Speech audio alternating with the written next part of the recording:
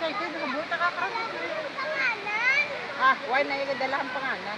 Kay ma'am, baka sa tubig. Yan, sino? Gagalingin ang ulo ko. Sinulit. Kaya mo yung plano, ho. Ba't may dala kami maliyan? Ano yung plano? Sa plano, naku sa guide, na mapa-waterfalls kita. Mas safer ko, no? Kung masakay kita sa lakyan. Cab, mas safer. Saka to all the way sa 7th waterfalls, ito sa maligo.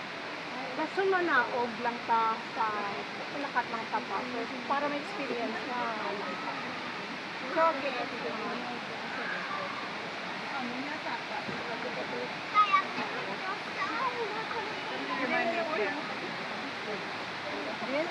Last time na ba? And it might have holes in it.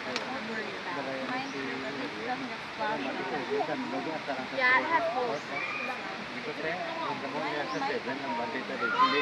Ah! Last time day pag Kaya, may mana ka na makabuli. Galing.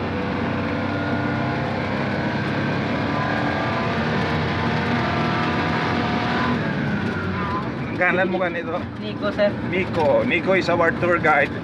We are up on the mountain of Mambukal. This is Barangay Minuyan. We're going to the 7 falls. We're hiring a small jeep and will bring us on top of the mountain. Then we go down from the 7 falls to the first falls. And that's his future Dr. Ariel Sedonio Cruz. That's Jay Miller. Jay, she's from West Des Moines, Iowa. Her mom is there at the front. And Jade also. And Jade and Jenny. So continue climbing up the mountain to the 7 falls of Mambukal. We are thanking the Lord for bringing us here for the very first time.